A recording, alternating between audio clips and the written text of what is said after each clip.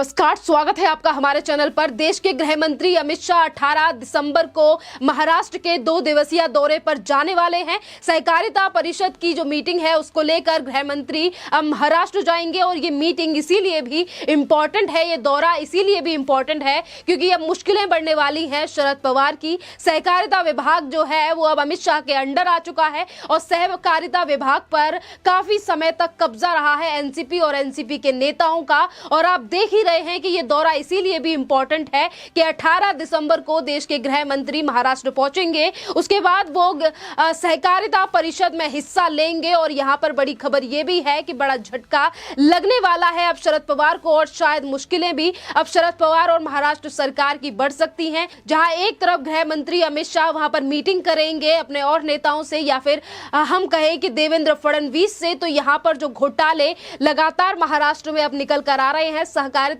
Cooperative bank हो या फिर मिल हो, जिनमें लगातार अजित पवार से लेकर शिवसेना के कई नेताओं के ऊपर घोटाले सामने आ चुके हैं। ईडी सीबीआई जैसी एजेंसी महाराष्ट्र में जांच कर रही है और अगर अब महाराष्ट्र जा रहे हैं अमित शाह तो क्या खास है इस मीटिंग के मायने अब ये भी निकल कर सामने आ रहे हैं। सहकारिता परिषद में हिस्सा भी लेंगे गृह मंत्री और परिषद में बुलाए गए नेताओं के बीच अभी बीजेपी के कई बड़े नेताओं को इसमें निमंत्रण दिया गया है। मीटिंग अमित शाह की वहां पर होगी और बड़ी बात यह भी है कि शरद पवार को सहकारिता परिषद में निमंत्रण नहीं दिया गया है, शरद पवार को सहकारिता परिषद में नहीं बुलाया गया है। क्या इसके मायने ये तो नहीं है, कारण ये तो नहीं है क्योंकि महाराष्ट्र में निकलते लगातार जो घोटाले निकल रहे हैं मिलों को लेकर, अगर हम बात करें सहकारिता जो मिल है अगर वहां की भी बात करें तो अजीत पवार से लेकर एनसीपी के कई बड़े नेता हैं जिनके घोटाले में नाम निकल कर सामने आए हैं। ईडी पहले ही जांच कर रही है और सीबीआई की रडार से नेता अपने आप को लगातार बचाने का प्रयास कर रहे हैं।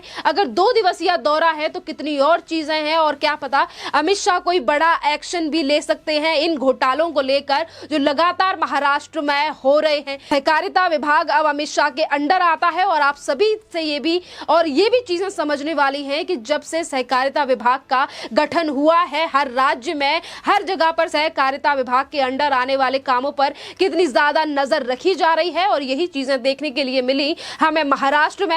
में। उसके बाद अब कैबिनेट का विस्तार कहें या फिर हम सहकारिता विभाग का गठन कहें, उसके बाद लगातार बड़े से बड़े घोटाले महाराष्ट्र की सरकार में निकल कर आए हैं। जहां एक तरफ महाराष्ट्र की जनता भी इस चीजों का खुलासा कर रही है और लगातार अभी हाल ही में एमएलसी के चुनाव महाराष्ट्र में हुए हैं, पुणे, अकोला और तो कई और जगहों पर महाराष्ट्र में चुनाव हुए हैं और वहां पर भी इन तीनों पार्टियों को हार का मुंह देखने के लिए मिला है, जिसके लिए प्रतिपक्ष के नेता महाराष्ट्र के देवेंद्र फडणवीस की तरफ से भी कहा गया कि ये हमारी जीत है और इन तीनों पार्टियों की हार इसीलिए है कि आज समझ आ रहा है कि राष्ट्र की जनता किसके साथ है और यही चीजें अब निकलकर सामने आ रही हैं। 3 दिवसीय दौरा है, अब शरद पवार को बुलाया नहीं गया है। सहकारिता विभाग में लगातार महाराष्ट्र के नेता फंसते हुए नजर आ रहे हैं। एनसीपी ने अभी तक राज किया सहकारिता विभागों पर और अपनी मनमानी चीजें थोपी गई और चीजों में घोटाला किया गया, मिलों में घोटाला किया गया और सहकारिता कोऑपरेटिव बैंक में किस तरीके के बड़े बड़े घोटाले 100 करोड़ से लेकर घोटाले अर्जुन खोतकर हो या फिर और भी ऐसे नेता हो जो शिवसेना और एनसीपी के नेता अजीत पवार या फिर इनके दोस्त हो, अब उनकी मुश्किलें भी बढ़ने वाली हैं क्योंकि जो मीटिंग होने वाली है इसमें भी कुछ बड़ा एक्शन अमित शाह की तरफ से लिया जा सकता है, कुछ बड़ी बात कही जा सकती है इन घोटालों को लेकर। क्योंकि सरकार की अगर हम बात करें तो 2 साल से ज्यादा सरकार को महाराष्ट्र में बने हुए हो गए हैं और सरकार के अब घोटाले निकल कर सामने आ रहे हैं। उद्धव ठाकरे और तमाम नेताओं की तरफ से ये कहा जाता है, शरद पवार भी कई बार कह चुके हैं कि उनकी जो सरकार है वो आने वाले 30 से 35 साल तक चलेगी, पर अब जो घोटाले निकल कर आ रहे हैं वो छोटे छोटे चुनावों में भी इन तीनों पार्टियों को असली आईना दिखा रहे हैं। क्योंकि अगर हम एमएलसी के चुनावों की भी बात करें तो काफी बड़े मार्जिन से बीजेपी की तरफ से खड़े किए गए उम्मीदवार ने किस तरीके से तीनों पार्टियों के नेताओं को बड़े मार्जिन से हराया, ये भी बड़ी बात है देखने के लिए। अब इससे पहले भी जब अमित शाह दौरे के लिए गए थे वहां पर भी बड़ी चीजें देखने के लिए महाराष्ट्र में नजर आई थी, तब भी पूरी सरकार में महाराष्ट्र में खलबली मच गई थी। बड़ा तो नहीं होने वाला है। इसी बीच आपको बता दें कि जहां सरकार को टूटने का लगातार खतरा मंडराया हुआ है क्योंकि घोटाले निकलकर इन तीनों सरकारों के निकलकर सामने आ रहे हैं। जहां एनसीपी के बड़े बड़े नेता 100 करोड़ से लेकर 900 करोड़ रुपए के घोटाले कर रहे हैं, तो वहीं दूसरी तरफ शिवसेना के नेताओं के भी नाम ईडी की रडार पर है और उनसे भी लगातार पूछताछ की जा रही है। आधी रात को भी मंत्री अर्जुन खोतकर के घर पर जिस तरीके से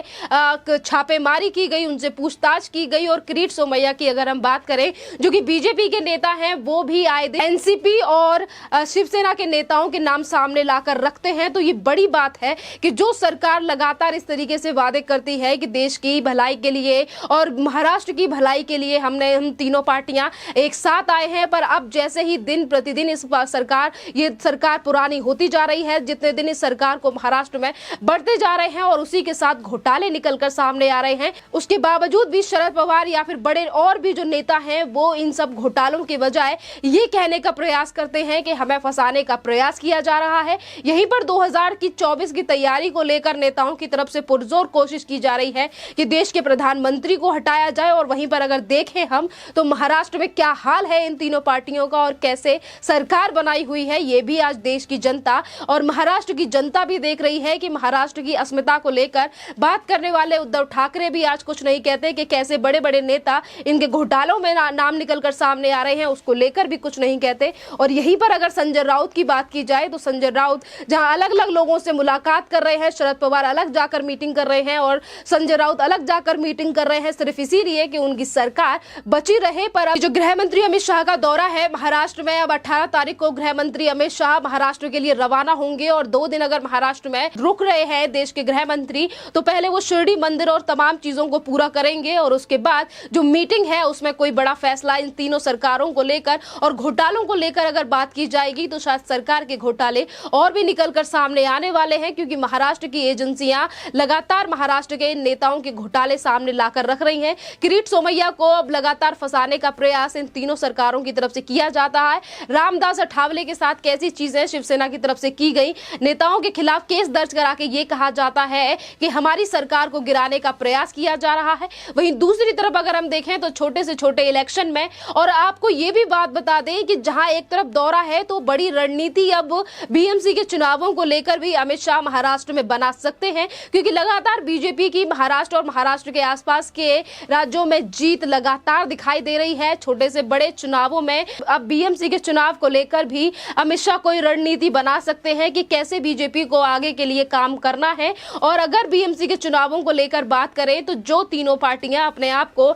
एकत्रित बताती हैं और ये कहती हैं कि हमारी सरकार काफी सालों तक एक साथ चलने वाली है, तो यही तीनों पार्टियां बीएमसी में एक साथ चुनाव नहीं लड़ रही हैं। तीनों ही अलग अलग पार्टियों के साथ गठबंधन या फिर अकेले बीएमसी के चुनाव लड़ रही हैं। और अभी एमएलसी के चुनावों में जो रिजल्ट देखने के लिए मिले हैं, अब ऐसा है कि जब ये तीनों पार्टियां अलग अलग चुनाव लड़ रही हैं तो शायद बीएमसी के चुनावों में जीत हो सकती है बीजेपी की, या फिर फायदा भी बीजेपी को पहुंच सकता है, क्योंकि अब तीनों ही पार्टियों में फूट पड़ती हुई नजर आ रही है। जहां संजय राउत और राहुल गांधी और तमाम एनसीपी के नेताओं में एक दूसरे के ऊपर आरोप लगाते हुए बयान सामने आते हैं, कभी संजय राउत राहुल गांधी के साथ खड़े हुए मिलते हैं तो कभी वो दूसरे ही पल ममता बनर्जी के लिए सपोर्ट करते हुए मिलते हैं। तो ये जो आपस की इनकी लड़ाई है ये शायद आगे चल के भारी पड़ जाए। और रही घोटालों की बात, तो घोटालों को लेकर सरकार हमेशा ही अपने घोटालों पर पर्दा डालने की बात करती है, जिनको लगातार महाराष्ट्र में बैठी हुई एजेंसियां अब पर्दा उठा रही हैं। और गृह मंत्री अमित शाह की तरफ से अब सहकारिता मंत्रालय अगर अपने